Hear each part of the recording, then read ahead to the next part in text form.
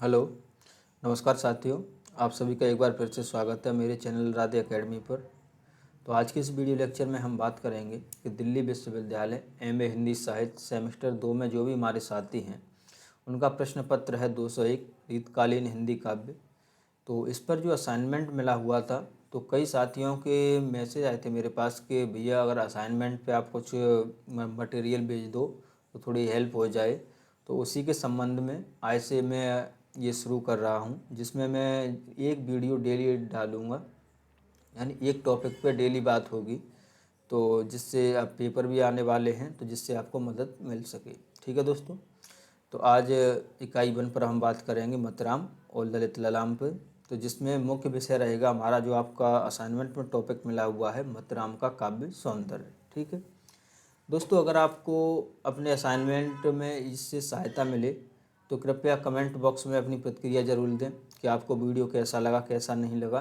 क्योंकि अगर आपको सही लगेगा या आपकी मदद होगी तो मैं ऐसे ही वीडियो आगे आपके लिए बनाऊंगा। ठीक है, क्योंकि बहुत मेहनत लगती है ये बनाने में, इतनी आसानी से भी नहीं बन जाता। ठीक है, तो आइए देखिए, बात करते हैं हम आगे। दोस्तों, एक बात और बताना चाहूँ मैं आपको कि अगर आपको अपने पेपर से संबंधित जैसे भी पीडीएफ चाहिए तो ये मैंने पीडीएफ बनाई हुई हैं, कई साथियों ने ली भी है। तो इस पीडीएफ में पूरा पेपर मिलेगा आपको। प्रश्न पत्र 201 है रीतकालीन हिंदी काव्य। तो इसमें जो भी 4 यूनिट दी हुई हैं, चारों यूनिट इसमें मिलेंगी आपको, जिसमें आपके संकलित पद होंगे और संबंधित उससे कंटेंट होगा। ठीक है दोस्तों। तो अगर किसी को चाहिए तो वो मुझे कमेंट बॉक्स में मैसेज कर सकता है या मेरे व्हाट्सएप पे मैसेज कर सकते हो, तो आपको मिल जाएगा। ठीक है, तो आइए अब हम देखते हैं। ये आपका पूरा वो दिया हुआ है पेपर। तो जैसे आपके सिलेबस में है वैसे ही मैंने ये इसको बनाया हुआ है, और साथ ही इसमें जो आपके पेपर में सहायता कर सके उसी हिसाब से है। ठीक है, तो देखिए आज का हमारा टॉपिक है ललित ललाम पे, जो मतराम पे दिया हुआ था कि मतराम का काव्य सौंदर्य। मतराम से संबंधित परीक्षा में ये भी प्रश्न आए हुए हैं, PYQ है कि मतराम कृत ललित ललाम में निहित सौंदर्य चेतना पर विचार कीजिए। ललित ललाम का अलंकार विधान, मतराम का काव्य सौंदर्य। ठीक है दोस्तों। तो जो मैंने मुख्य रूप से जो प्रश्न रखा हुआ है वो इसी के ऊपर रखा हुआ है कि मतराम का काव्य सौंदर्य। तो इस प्रश्न का जो प्रारूप है मैंने किस प्रकार से रखा हुआ है, तो सबसे पहले हम प्रस्तावना देंगे। प्रस्तावना के बाद लेखक परिचय देंगे। लेखक परिचय के बाद थोड़ा सा लेखक साहित्य परिचय होगा।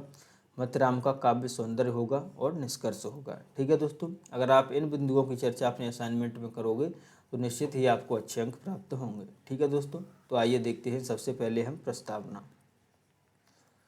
प्रस्तावना है कि महाकवि मतराम ब्रजभाषा के उन कवियों में से हैं जो रचना माधुर्य और अभिव्यक्ति की निश्चलता के कारण अपने युग में समादृत ही नहीं हुए, परवर्ती कवियों के लिए बहुत बात तक आदर्श भी बने रहे। दोस्तों, ये बात आप ध्यान रखना, ये सिर्फ आपके असाइनमेंट में ही नहीं काम आएगा, ये आपके पेपर में भी काम आएगा। क्योंकि परिचय, प्रस्तावना, निष्कर्ष अगर आप सेम रखोगे तो कोई दिक्कत नहीं। क्योंकि अगर आपका कोई भी प्रश्न होगा तो सिर्फ आप बीच का हिस्सा ही बदलोगे। ठीक है, तो ये आपके एग्जाम के पॉइंट ऑफ व्यू से भी महत्वपूर्ण है, तो एक बार आप सही से इसे पढ़ लीजिएगा। ठीक है। उन्होंने अपने काव्य में श्रृंगार और वीर रस को समान रूप से स्थान देकर जीवन के दो महत्वपूर्ण पक्षों भोग और कर्म का जिस प्रकार से समन्वय किया, वह जीवन के प्रति स्वस्थ दृष्टिकोण का परिचायक है, जो इन रसों के कवियों की रचनाओं में सामान्यतः देखने को नहीं मिलता। यानी जो रीतकालीन काव्य है उसमें मुख्य रूप से आपको श्रृंगार और वीर रस की ही कविताएं मिलेंगी। उसमें भोग और कर्म यानी जो जीवन से संबंधित है वो बहुत कम मिलेगा। ठीक है। डॉक्टर नगेंद्र का कथन है कि रीत काव्य में आत्मा की कांपती हुई आवाज़ आपको नहीं मिलेगी। वह अपने प्रतिनिधि रूप में वैयक्तिक गीत कविता नहीं है, वह कलात्मक कविता है। स्वभावतः उसमें वस्तु तत्व असंदिग्ध है। ठीक है। तो जो डॉक्टर नगेंद्र जी हैं वो रीतकालीन जो काव्य है उसके संबंध में उन्होंने ये कहा है। ठीक दोस्तों, ये मिस्टेक हो गई है थोड़ी, ये परिचय यहाँ से नहीं, परिचय हमारा यहाँ से होगा। ठीक है, तो ये आप अपने में सही कर लेना।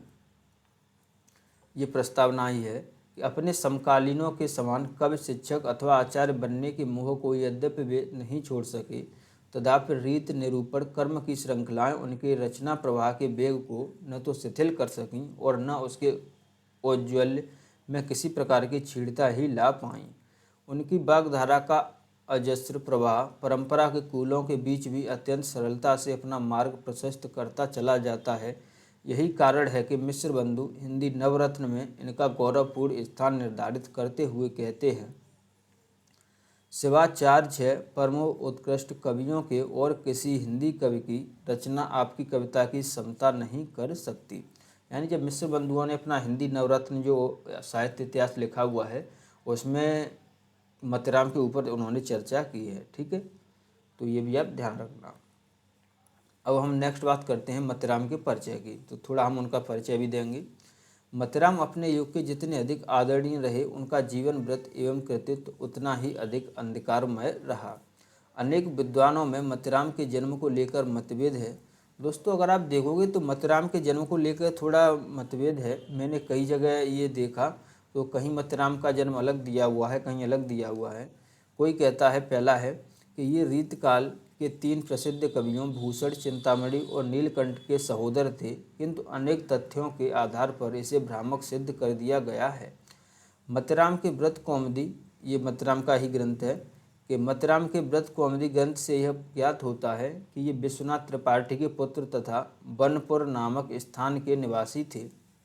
ये बनपुर जिला फतेहपुर उत्तर प्रदेश में अवस्थित है और अनेक महाकवियों की जन्मभूमि के रूप में अब भी प्रसिद्ध है। इनका जन्म और मृत्यु संवत क्रम से 1666 और 1758 विक्रमी संवत के लगभग ठहरता है। नेक्स्ट देखिए, 90 वर्षों से अधिक के इस दीर्घ जीवन काल में इन्होंने दिल्ली के सम्राट जहांगीर, बूंदी नरेश भाव सिंह हाडा, कुमाऊं नरेश ज्ञानचंद्र, श्रीनगर के श्री नरेश स्वरूप आदि बुंदेली आदि के यहाँ राज्यश्रय प्राप्त किया और जिन ग्रंथों का निर्माण किया वे हैं। यानी यहाँ तक हमने मतीराम का जो जीवन परिचय है वह दिया। अब हम उनके साहित्य परिचय की बात कर लेंगे। तो मतीराम ने जो ग्रंथ लिखे हुए हैं वो इस प्रकार हैं। ठीक है, तो सबसे पहले उनका जो ग्रंथ है वो है फूल मंजरी। इस ग्रंथ में 60 दोहे हैं। एक दोहे को छोड़कर शेष 59 दोहों में फूलों का वर्णन है। प्रत्येक दोहे में एक फल का कथन है। दिल्लीश्वर जहांगीर की आज्ञा से आगरा नगर में मतीराम जी ने इस पुस्तक को बनाया था। फूल मंजरी के अंतिम दोहे में यह बात स्पष्ट की हुई है। यानी जो फूल मंजरी है इसमें उन्होंने 60 दोहे लिखे हुए हैं। इनमें से एक दोहे को छोड़ दें तो 59 दोहे हैं, उनमें फूलों का वर्णन है और फल का वर्णन उन्होंने किया हुआ है। ठीक है, और ये जो फूल मंजरी जो ग्रंथ लिखा गया है ये जहांगीर की पनाह में लिखा गया है। ठीक है, यानी जहांगीर के दरबार में लिखा गया है। तो इसमें एक दोहा भी मिलता है कि हुकुम पाए जहांगीर को नगर आगरे धाम, फूलन की माला करी मतसों कवि मतीराम। ठीक है, नेक्स्ट ग्रंथ है उनका वो है रसराज, और ये रसराज और ललित लाम मतीराम के प्रसिद्ध ग्रंथ हैं। तो रसराज के संबंध में देखिए कि इस ग्रंथ में श्रृंगार रसांतग्रत न्याय का भेद का वर्णन है। यह किसी राजा के आश्रय में नहीं बनाया गया है। मतीराम का सर्वोत्कृष्ट ग्रंथ यही है। कवि की अवस्था जिस समय 30 या 34 वर्ष की होगी उस समय यह ग्रंथ बना होगा। ठीक, नेक्स्ट है छंदसार पिंगल। कहा जाता है श्रीनगर के फतेह सिंह बुंदेला के लिए इस ग्रंथ की रचना हुई थी। फिर है हमारा नेक्स्ट ललित ललाम। यह अलंकार शास्त्र संबंधी ग्रंथ है। बूंदी के महाराज भाव सिंह के लिए इस ग्रंथ की रचना हुई है। हमारा विचार है कि यह पुस्तक संवत 1817 और 1821 के बीच में बनी थी। इस पर गुलाब कविराज ने संवत 1941 में ललित कौमुदी नाम से एक टीका भी की है। सटीक ललित ललाम भारत जीवन प्रेस काशी में मुद्रित भी हो गया है। इसके और रसराज के समय पर हमने आगे विषय विचार किया है। नेक्स्ट है मतीराम सतसई। मतीराम सतसई भी देख लीजिएगा। यह पुस्तक किन्हीं भोगराज नाम के गुड़ी राजा के लिए मतीराम जी ने बनाई है। ठीक है, तो ये हमने उनका जो साहित्य परिचय है, उनकी कौन कौन से ग्रंथ हैं उनका हमने परिचय दिया। अब यहाँ तक हमारा परिचय हो गया और प्रस्तावना हो गई। अब हम बात करेंगे मुख्य भाग पर जो हमारा दिया हुआ है मतीराम का काव्य सौंदर्य। ठीक है दोस्तों, तो अगर हम काव्य सौंदर्य की बात करें तो काव्य सौंदर्य में मुख्य रूप से किसी भी लेखक का काव्य सौंदर्य हो तो उसमें हम मुख्य रूप से दो भाग रख सकते हैं, एक उनका भाव पक्ष और एक उनका कला पक्ष। यानी एक कला सौंदर्य होगा, उनका भाव सौंदर्य होगा और एक कला सौंदर्य होगा। ठीक, तो पहले आइए हम पहले काव्य सौंदर्य के बारे में बात कर लें। तो देखिए कि मतराम की काव्य सौंदर्य पर विहंगम दृष्टिपात करने से पूर्व इस शब्द का अभिप्राय जानना प्रासंगिक न होगा। काव्य शास्त्रीय दृष्टि से आचार्यों ने किसी भी कलाकृति का मूल्यांकन करते समय दो पक्षों का विस्तार से चर्चा की है। यानी कोई भी जब किसी भी ग्रंथ का या किसी भी कृति का मूल्यांकन करता है तो आचार्यों ने उसमें मुख्य रूप से दो पक्षों की चर्चा की है। क्योंकि हमारा काव्य सौंदर्य है तो पहले हम ये तो समझ लेंगे काव्य सौंदर्य क्या है। काव्य सौंदर्य को पहले हम बताएंगे। तो उसी में दो पक्ष होते हैं काव्य सौंदर्य के, एक अनुभूति पक्ष होगा और दूसरा अभिव्यक्ति पक्ष होगा। यानी अनुभूति पक्ष यानी भाव पक्ष और जो अभिव्यक्ति पक्ष है वो कला पक्ष होगा। ठीक, इसे ही दूसरे शब्दों में भाव पक्ष और कला पक्ष भी कहा जाता है। इन दोनों के सम्मिलित रूप को काव्य कला या काव्य शिल्प की संज्ञा प्रदान की जाती है। इसमें संदेह नहीं कि काव्य की सार्थकता सूक्ष्म भावों के भंगिमापूर्ण प्रकाशन में है। अनुभूति की प्रामाणिकता जितनी अपेक्षित होती है, काव्य में उसकी उतनी ही सफल अभिव्यंजना भी आवश्यक होती है। ठीक, नेक्स्ट देखिए कि जैसा कि पूर्व विवेचित किया जा चुका है, मतराम की कविता के मुख्यतः दो ही विषय रहे हैं, श्रृंगार और राज प्रशस्ति, जिनकी परिसीमाओं के अंतर्गत उन्होंने नायक नायिकाओं के रूप और चेष्टाओं तथा आश्रयदाताओं की वीरता और राज वैभव का चित्रण किया है। यानी जो मतराम का काव्य है उसमें मैंने पहले भी बताया आपको, एक तो श्रृंगार मिलेगा, राज प्रशस्ति मिलेगी और नायक नायिकाओं का वर्णन मिलेगा। ठीक है, श्रृंगार में ही इन्होंने नायक नायिकाओं का वर्णन किया हुआ है, तो मुख्य रूप से यही उनके विषय रहे हैं। इन चित्रों में मतराम का मूल उद्देश्य वस्तु वर्णन की अपेक्षा भावों को स्पष्ट करना रहा है। ठीक है, शुक्ल जी के अनुसार, अगर आप शुक्ल जी के शब्दों में कहें तो शुक्ल जी के अनुसार, शुक्ल जी के शब्दों में इनका सच्चा कवि हृदय था। मतराम अपने युग के उन कवियों में से एक माने जाते हैं जिनके काव्य चित्रों में कला के सभी कौशल दृष्टिगोचर होते हैं। फिर है हमारा भाव सौंदर्य। अब हम आते हैं भाव सौंदर्य पर। अब तक हमने उनका जो काव्य सौंदर्य है उस पर चर्चा की और साथ ही वो मतराम में किस प्रकार से दिखता है उस पर चर्चा की। ठीक है, अब हम काव्य सौंदर्य के अंतर्गत जो भाव सौंदर्य आता है उस पर बात करेंगे। तो मतराम के काव्य का सर्वाधिक महत्वपूर्ण विषय श्रृंगार है और कवि ने इसे अपने समस्त अंग पांगों सहित प्रस्तुत किया है। रीतकाल के इतर कवियों ने भी यद्यपि इसी प्रकार से श्रृंगारिक रचनाएं की हैं, किंतु अनुभूति की स्वच्छता और परिष्कार के कारण इनकी रचनाएं उन सबसे पृथक करके देखी जा सकती हैं। मतराम ने नायिका भेद की चर्चा करते हुए श्रृंगार के दोनों पक्षों संयोग और वियोग का सुंदर ढंग से निर्वाह किया है, जिनकी विस्तृत चर्चा यहाँ की जा रही है। ठीक, तो सबसे पहले है हमारा, फिर उसमें देखेंगे नारी सौंदर्य उसमें किस प्रकार से आया है। तो नारी सौंदर्य का एक निकष है उसके शरीर को सुकोमलता। सखी नायक से बोली है, यानी एक हमने उदाहरण लिया हुआ है, इसमें देखेंगे कि वह सुकुमारी इतनी हल्की फुल्की है कि जब चलती है तो ऐसा प्रतीत होता है मानो वो भूमि पर चरण रखे बिना ही इधर उधर विचर रही है, और मृदुल इतनी है कि उसे अपनी सैया पर फूल बिछाने पड़ते हैं। तुम कहते हो कि मैं उसे विजन एकांत स्थान में ले जाऊं, पर वह बाला तो इतनी नाजुक है कि भजन पंखे की आवाज़ से उसकी कमर लचकती है। वह भला बाहर बन की हवा क्या सहन कर सकेगी। और उधर नायक है कि अपने मित्र से उसके रूप की प्रशंसा करते नहीं अगाता। उसकी चितवन चाल और मुस्कान बस कुछ न पूछो कुछ और ही प्रकार की। उसका ससंग जन्य सुख भी कुछ और है, वर्णातीत है। ठीक है, तो ये हमने मतराम के ही साहित्य से लिया हुआ है, ग्रंथ से। तो देखिए कि और कछु चितवन चलन और मृदुल मुस्कान और कछु सुख देते है सके न बिन बखान। कुंतक के अनुसार ऐसे स्थल समृद्ध वक्रता कहलाते हैं। ठीक है, कहते हैं नहीं, यहाँ पे कहलाते होगा। ठीक है, सौंदर्य से अभिभूत होना मानव मन का सहज धर्म है। नर और नारी के परस्पर अवलोकन से मन में उत्पन्न प्रणय भाव का वर्णन भी भाव व्यंजना का एक रूप है। कामदेव को इस प्रणय भाव का देवता माना गया है, तभी कामदेव को मनसिज भी कहते हैं और इसे प्रणयजन्य मधुर पीड़ा का उत्तरदायी माना जाता है। पर मतराम कहते हैं कि जो लोग इन बाणों को कमल के समान कोमल कहते हैं वे अज्ञानग्रस्त हैं। बाण चाहे कामदेव के हों अथवा सुंदरी के नैनों के, दोनों ही छीड़ होते हैं, क्योंकि ये लगते ही हृदय के पार हो जाते हैं। काम की जादूगरी के क्या कहने, इसके कारण एक साथ आग भी है और बरसात भी। तो इसमें देखिए दुआ है कि इंद्रजाल कंदर्प को कहे कहाँ मत राम, आग लपट वर्षा करे ताप धरे घनश्याम। ठीक। तो नेक्स्ट है, गोपियाँ कृष्ण के रूप पर आसक्त हुईं, उन पर कामदेव का प्रभाव जगा, घनश्याम कृष्ण रूप को काले बादल के प्रति उनमें ताप जगह पर मिलन न होने की स्थिति में ब्रह्माग्नि की लपटें उठने लगीं और नयनों से अनुरूप वर्षा की झड़ी लग गई। दोस्तों यहाँ पे मैंने जो भाव सौंदर्य है उसके अंतर्गत इतना ही रखा हुआ है। आपके लिए मैंने थोड़ा सा काम दिया है कि आप अपने असाइनमेंट में थोड़ा सा परिवर्तन करने के लिए अगर भाव पक्ष में आप अपने हिसाब से एक दो जो पॉइंट है वो जोड़ सकते हो या घटा सकते हो, तो इससे आपका असाइनमेंट थोड़ा अलग हो जाएगा। ठीक है। अब हम बात करते हैं भाषा सौंदर्य की। तो भाषा सौंदर्य में देखिए कि कवि की अथवा किसी भी साहित्यकार की अर्थ अभिव्यक्ति का साधन संकल्पनाओं और भाव चित्रों के अभिव्यंजन का कार्य भाषा के द्वारा संपन्न होता है। भावों और विचारों की वाहक भाषा ही है। अभिव्यंजना की समस्त प्रक्रियाएं भाषा की राह से चलकर पूर्ण होती हैं।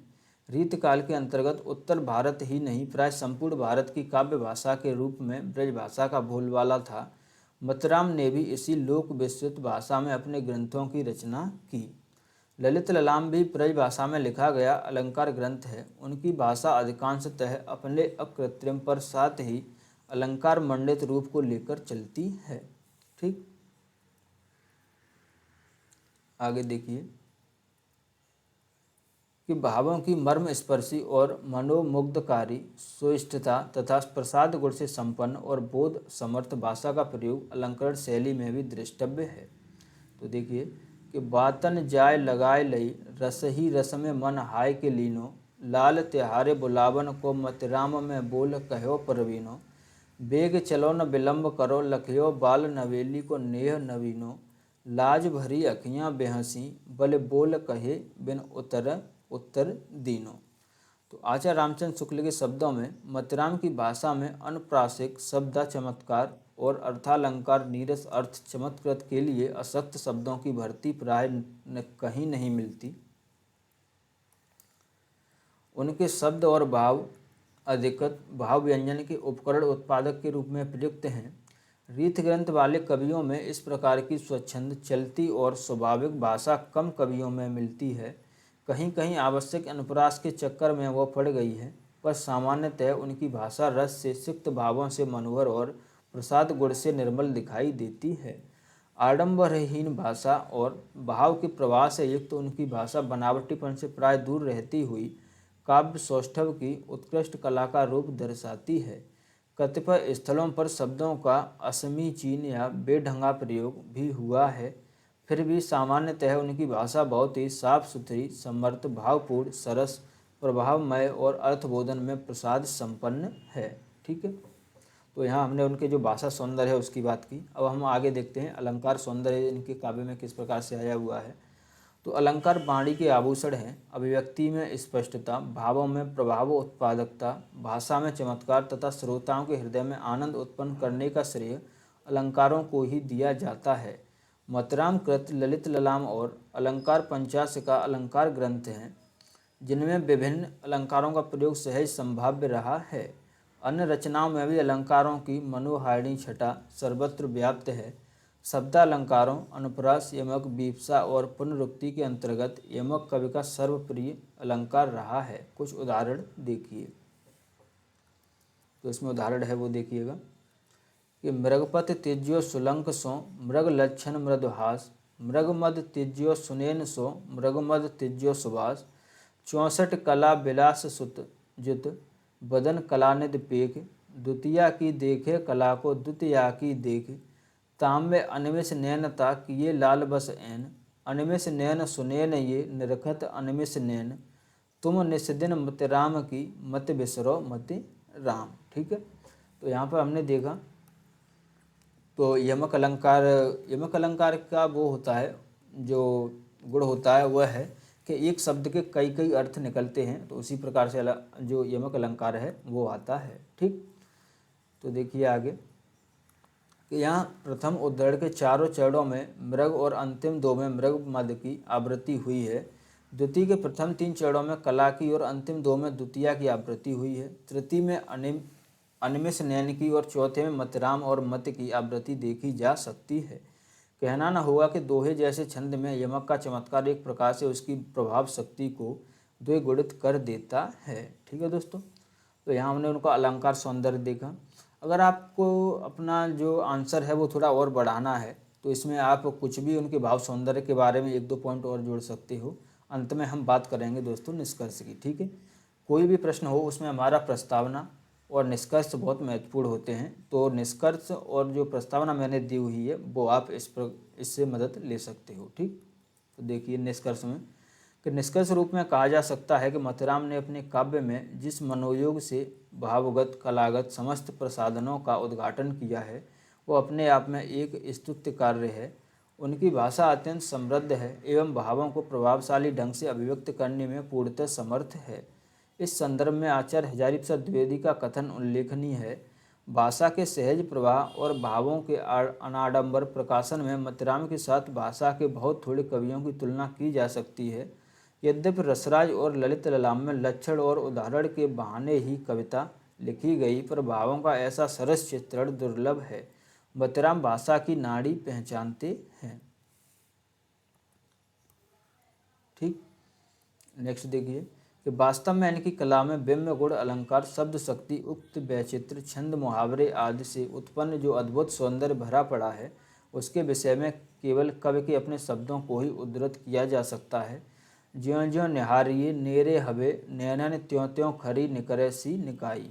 इसी प्रकार भाव भाषा प्रवाह एवं सरसता की त्रिवेणी का विलक्षण सामंजस्य इनकी रचनाओं में देखा जा सकता है।